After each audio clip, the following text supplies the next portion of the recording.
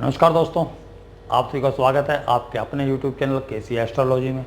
और आज हम बात करेंगे कि अगर हम जो है कि किसी घर के अंदर कोई शत्रु ग्रह आके बैठ जाता है तो उसके रिजल्ट्स क्या होंगे, और उसके अंदर जो उस घर के मालिक के जो है कि जो मतलब कि रोल होगा वो क्या होगा उस रिजल्ट्स के अंदर। तो ये जानने के लिए जो है कि मैंने दो कुंडली लिए, दोनों ही कुंडली के अंदर जो है कि मैंने बुध ग्रह को लिया है। बुध ग्रह एक पंचम में है और एक में जो है कि 11th हाउस के अंदर, और दोनों धनु राशि के अंदर है, जिनके स्वामी जो है कि गुरु है। अब यहाँ पर समझने वाली बात यह है कि मैंने बुध को क्यों लिया, क्योंकि बुध को इसलिए लिया है मैंने कि बुध गुरु को अपना शत्रु नहीं मानते, यानी कि जुपिटर को मरकरी अपना शत्रु नहीं मानते, परंतु जो गुरुदेव हैं हमारे वो बुध को शत्रु मानते हैं। तो इन दोनों ही चार्ट्स के अंदर कंडीशन ये बनी है कि जो बुध है वो जो है धनु राशि के अंदर आके बैठ गए। धनु राशि जुपिटर की है, तो यहां पर परेशानी किसको होगी, मतलब कि जुपिटर को होगी या बुध को होगी। अब बुध तो उसको मित्र मानते हैं, तो बुध को तो कोई परेशानी नहीं है वहां पर, वो तो अपने मित्र के घर में है, तो वो कंफर्टेबल है, वो एंजॉय कर रहे हैं अपना। अगर आप किसी मित्र के घर जाते हैं तो वहाँ एंजॉय करते हैं, आपको कोई फिक्र नहीं होती वहाँ पर। उसी प्रकार से बुध को कोई चिंता नहीं है यहाँ पर, बुध अपने आराम से वहाँ बैठे हुए हैं, अपना कार्य कर रहे हैं, जो भी वो सोच रहे हैं। लेकिन यहाँ पर परेशानी है जुपिटर को, क्योंकि जुपिटर उन्हें अपना शत्रु मानते हैं। तो अगर आप किसी को अपना शत्रु मानते हैं और वो आपके घर पे आ जाए, हम इसको इस तरीके से समझ सकते हैं, तो आपका व्यवहार कैसा हो जाएगा। अगर तो आप ताकतवर हैं तो आप जो है कि आपके सामने जो आपका शत्रु है वो आपके घर आया हुआ है, लेकिन वो आपका नुकसान कोई नहीं पहुंचा पाएगा, क्योंकि उसे मालूम है कि आप बहुत स्ट्रांग हैं और आप अपने घर को प्रोटेक्ट करने में सक्षम हैं। लेकिन अगर उसको लगा कि आप कमज़ोर हैं तो वो आपके घर को बिगाड़ेगा, वो हानि पहुंचाने की कोशिश करेगा। इस तरीके से हम समझ सकते हैं। तो बुध यहाँ पर अपने दोस्त के घर है, वो कंफर्टेबल है, वो शत्रु समझता ही नहीं है गुरु जी को। गुरु जी जो है वो अनकंफर्टेबल है, तो वो जो है कि बुध दोनों जगह अपने हिसाब से काम करेगा और उन घरों को बिगाड़ने की कोशिश भी कर सकता है, क्योंकि वो शत्रु मानते हैं। गुरु अनकंफर्टेबल, यानी कि वो घर का इन्वायरमेंट अनकंफर्टेबल है। जहाँ बुध बैठे हैं वहाँ का इन्वायरमेंट जो है वो अनकंफर्टेबल है, यानी कि वहाँ पर कार्य गुरु, क्योंकि गुरु का घर है, वहाँ वो अपनी इच्छा अनुसार नहीं कर पा रहे हैं। यानी यहाँ विद्या के अंदर बाधाएं आ सकती हैं, एंजॉयमेंट के अंदर बाधाएं आ सकती हैं। अगर सट्टा वगैरह खेलने की आदत पड़ती है उनको, तो उनमें घाटा हो सकता है। यहाँ पर जो कि लाभ के अंदर हानि आ सकती है, फ्रेंड्स से दिक्कत आ सकती है, इच्छा पूर्ति के अंदर बाधाएं आ सकती हैं। तो इस तरीके से बुध ने रिजल्ट देंगे। अब बुध जो है अपने घरों का अब रिजल्ट भी खराब देंगे या सिर्फ उस घर को खराब करेंगे। पहली बात तो ये, बुध वहां बैठे हुए हैं, तो बुध जो है कि अपने घर के रिजल्ट खराब नहीं देंगे। मतलब क्या है कि बुध जैसे यहां पर बैठे हुए हैं, बुध यहां पर लाभ के भाव के स्वामी हैं और धन भाव के स्वामी हैं, तो बुध यहां पर जो है अपने रिजल्ट खराब नहीं करेंगे। वो अपने घर के रिजल्ट अच्छे देंगे, यानी कि यहाँ पर लाभ भी कराएंगे और धन सेविंग भी कराएंगे। तो बुध के घर के रिजल्ट तो अच्छे हो गए। तो रिजल्ट खराब कहाँ के हो गए, 5वें घर के। तो 5वें घर के जितने भी जो चीज़ें 5वें घर में आती हैं, वहाँ के रिजल्ट जो है कि बुध खराब करेगा, क्योंकि गुरु जी इनको शत्रु मानते हैं। वो अपने घर को नहीं संभाल पाएंगे, और वो बचा पाएंगे नहीं बचा पाएंगे ये गुरु की स्थिति के ऊपर निर्भर है। तो गुरु जी बैठे हुए हैं 6ठे भाव में, एक तो 6ठा भाव वैसे ही खराब है, दूसरा जो है कि गुरु जी जो हैं नीच के हैं, यहाँ राशि जो है वो भी नीच राशि हो गई। तो इस तरीके से गुरु जो है यहाँ पर जो है कि अपने घर को प्रोटेक्ट नहीं कर पाएंगे। यहाँ सूर्य उनके साथ है लग्नेश, लेकिन सूर्य भी शत्रु राशि के अंदर है, शनि की राशि के अंदर है, वो इस घर को बिगाड़ने का ही काम करेंगे, लेकिन गुरुजी की मदद नहीं कर पाएंगे क्योंकि अच्छी स्थिति में नहीं है। तो इस प्रकार से जो आप देख सकते हैं कि जो है कि उस पहली कुंडली के अंदर जो है कि बुध ने 5वें घर का मतलब कि विनाश किया, या कह सकते हैं कि खराब किया उसको। 5वें घर का बुध बुद्धि अच्छी देता है, यहाँ बुद्धि का नाश नहीं हो रहा कि बुद्धि कंफर्टेबल है, क्योंकि वो बुध वहाँ पर मजे में है, बुध को कोई दिक्कत नहीं है।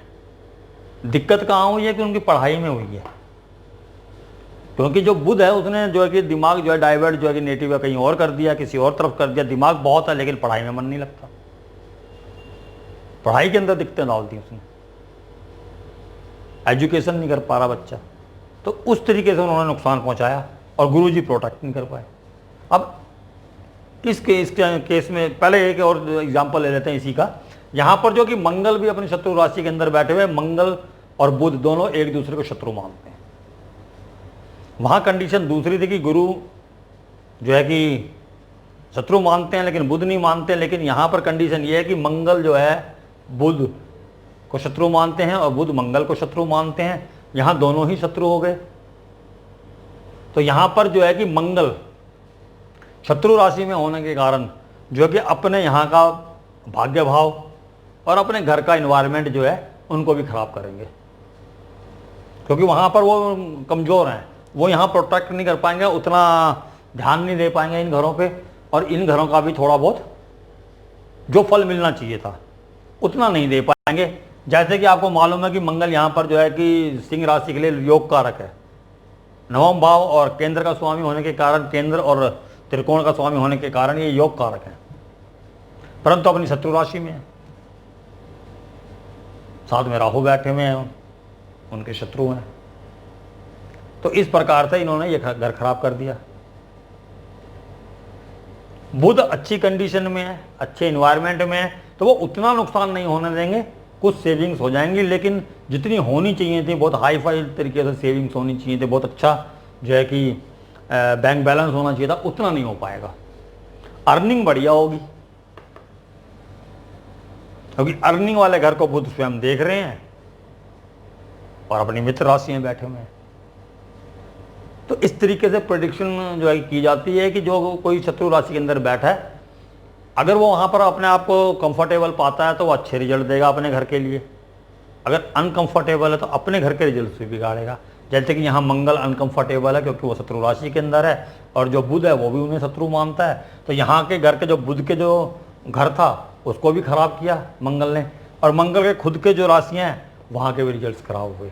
और बुध की कंडीशन में बुध ने यहाँ का जो है कि रिजल्ट खराब किया, परंतु उन्होंने अपने जो घर थे उनको अच्छा रिजल्ट दिया, उनके लिए अच्छा रिजल्ट देंगे वो। तो इस तरीके से जो है कि जो राशि हैं उसके अंदर शत्रु राशि और जो है कि मित्र राशि के अंदर बैठने का, और फिर उसके स्वामी की कंडीशन बहुत मायने रखती है, बहुत महत्व रखती है जब हम किसी का चार्ट देखते हैं। इसी प्रकार से इस चार्ट के अंदर आ जाते हैं। इस चार्ट में 11वें भाव के अंदर बुध बैठे हुए हैं।